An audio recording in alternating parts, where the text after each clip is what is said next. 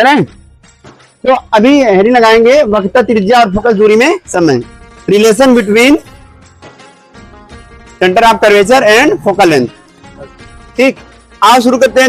अवतल दर्पण में कितने प्रतिबिंब बनते हैं? दो प्रकार के, या तो वास्तविक या तो आभासी। तो आप चाहो तो वास्तविक चित्र के लिए भी आप डेरिवेशन कर सकते हो और चाहो तो आभासी के लिए भी। सेम चीज उत्तल में रहेगा। उत्तल में क्या बनता है? आभासी प्रतिबिंब बनता है, तो आप वहां से भी निकाल सकते हो। चाहे जिस दर्पण के लिए निकालोगे फार्मूला वही आएगा, F बराबर R/2 या R बराबर 2F। ठीक, तो चलो मान लेते हैं हम बना रहे हैं, किसके वास्ते के लिए बनाए? बोलो कौन सा दर्पण आई है? अवतल दर्पण। यहाँ पर F है, यहाँ पर P, यहाँ पर C। बस एक किरण को लाओ मुख्य अक्ष के समांतर। हम जानते हैं वह किरण जो मुख्य अक्ष के समांतर आता है, किसके पश्चात? परावर्तन के पश्चात। किससे होके जाता है? ठीक, बोलो हो गया? आया और गया। अब जिस बिंदु पर प्रकाश किरण आपतित होती है उस बिंदु को क्या बोलते हैं? आपतन बिंदु। क्या बोलते हैं? गोली दर्पण में आपतन बिंदु जो होता है वह गोली दर्पण में जो अभिलंब होता है वह हमेशा आपतन बिंदु और वक्रता केंद्र से होकर जाएगा। किससे? वक्रता केंद्र। समझ में आया नहीं? तो ये एंगल कितना है? मान लो थीटा, तो ये वाला एंगल भी क्या हो जाएगा? थीटा, क्योंकि जितने एंगल से आएगा उतने एंगल से जाएगा। यही तो नियम है प्रकाश परावर्तन का। बोलो, अब ये रेखा और ये रेखा समांतर है। आप जानते हैं मैथ में कक्षा 7 की चीज है, याद दिला रहा हूं, बचपन की बातें। तो ये कोण थीटा है, तो ये कोण भी कितना होगा? समझ में आया नहीं? तो अब ये वाला कोण भी क्या हो जाएगा? थीटा। ध्यान देना है सबको। यहां से क्या करेंगे? एक लंब डाल देंगे।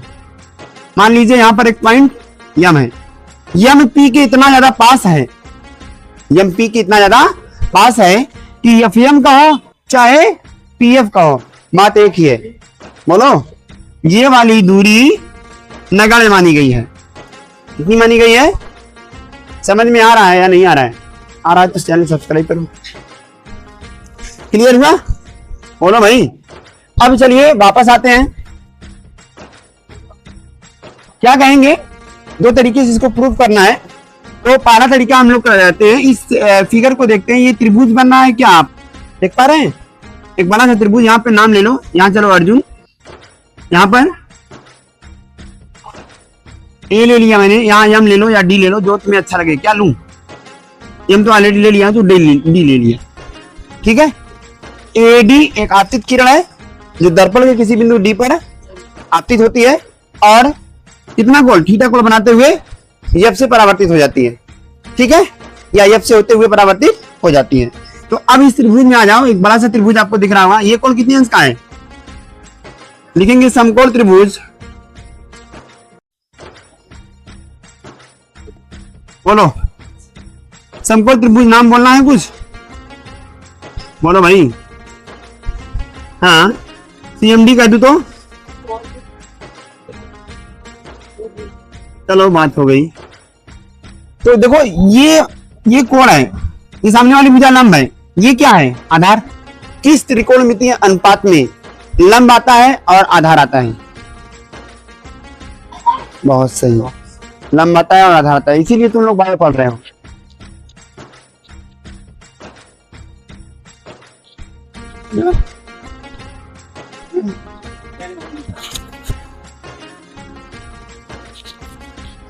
ठीक है, बोलो किस में आता है? टेन में। तो यहां लगाएंगे टेन थीटा। टेन थीटा बराबर क्या होता है? लंब। अब ये इस त्रिभुज में देखो, लंब क्या दिख रहा है आपको? एमडी बटे आधार। आधार क्या है? सीएम। समीकरण नंबर सबको समझ में आया या नहीं है? एक और आपको छोटा सा त्रिभुज दिख रहा होगा, ये वाला ने? अच्छा बताओ, ये वाला पूरा कोण कितने अंश का है? 2 थीटा। तो ये वाला कोण भी कितना आ जाएगा? 2 थीटा। समझ में नहीं आया ना? देखो, दो रेखाएं समांतर हैं। ये वाला कोण कितना है? 2 थीटा। दो रेखाएं समांतर होती है, एकांतर कोण बराबर होते हैं ना। तो अगर ये कोण 2 थीटा है दोनों मिलाकर, तो ये दोनों कोण भी कितना हो जाएगा? ये पूरा कोण कितना हो जाएगा? 2 थीटा। आया क्या?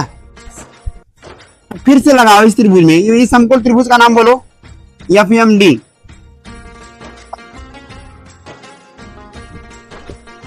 ठीक है, ये देखो कि ये क्या है, लंब है, और ये क्या है, आधार। किस त्रिकोणमितीय अनुपात में लंब और आधार आता है, बोलो। tan 2 थीटा बराबर लंब, लंब कितना है और आधार, सही है।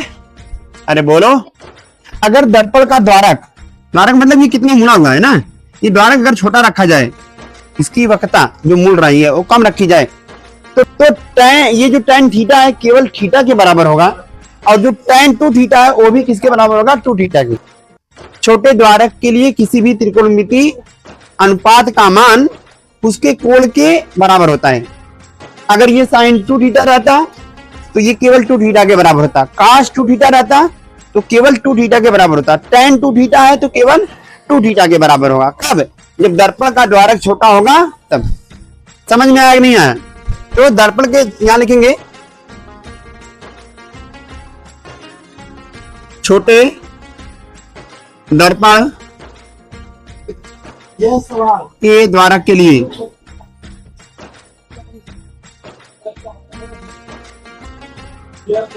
छोटे दर्पण के द्वारक के लिए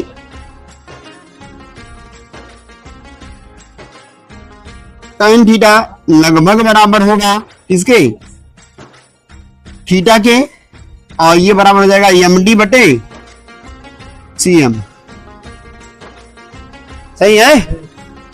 और tan 2 थीटा लगभग बराबर होगा 2 थीटा के, ये हो जाएगा MD बटे, हो गया। अब दोनों का भाग दे दो, चाहो तो इसको समीकरण बना लेते या नहीं बनाते तब भी कोई दिक्कत वाली बात नहीं, पर बना ही लो। समीकरण 3 और समीकरण 4, तो 3 में 4 का भाग दे दो, ये तो खत्म, ये तो खत्म। यहाँ पे क्या बचा, थीटा, यहाँ क्या बचा 2 थीटा। यहाँ दिख नहीं रहा होगा, नहीं दिख रहा है, दिख रहा है, तो यहां लिख लेता हूं बगल में, लिखेंगे समीकरण, कौन सा समीकरण लेंगे भाई, 3 भागे समीकरण 4, मतलब समीकरण 3 में समीकरण 4 का भाग दे रहे हैं। तो यहां थीटा बटे में क्या रहेगा 2 थीटा, थीटा बटे 2 थीटा। यहां क्या रहेगा MD बटे CM, और यहां पे क्या रहेगा MD बटे FM। सही है। अब देखो 4 पद हो गए ना, 1 2 3 4, 1 2 का 4, 4 2 का 1। माय नेम इज MD बटे CM।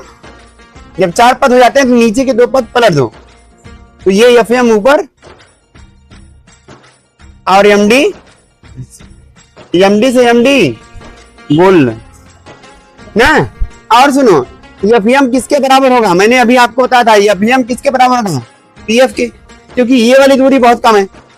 इसी प्रकार से CM किसके बराबर होगा, PC के, क्योंकि ये वाली दूरी बहुत कम है। यहां नीचे लिखेंगे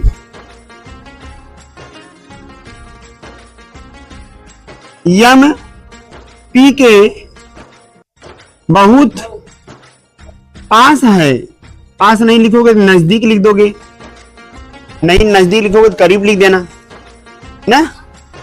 तो MP के बहुत पास है, अतः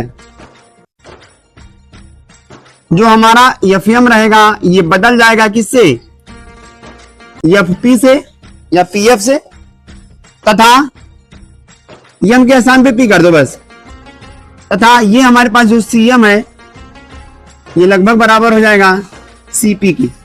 आया, रख लो भाई, यहां थीटा से थीटा गुण, तो बचा 1/2 बराबर, यहां क्या बचा ऊपर FM इसके बराबर है PF के, बोलो, और ये PC कर लो, पढ़ने में अच्छा लगेगा। ठीक, PF क्या है जरा फिगर में देखो और बताओ PF क्या है। हाँ, फोकस दूरी, तो ये तो हमारा यह बन गया, ध्रुव से फोकस की दूरी को फोकस दूरी कहते हैं। बोलो। अगला क्या है हमारे पास? पीसी, मतलब ध्रुव से वक्रता केंद्र की दूरी। क्या कहना आएगा ये? आर 1/2। भैया क्रॉस मल्टीप्लाई हो जाएगा, या यहां से एफ का वैल्यू निकाल लो, इसका इसमें मल्टीप्लाई, r/2 बराबर एफ। थोड़ा और होशियारी करोगे तो r बराबर, सब्सक्राइब करो जल्दी से, इसको क्या देख रही हो?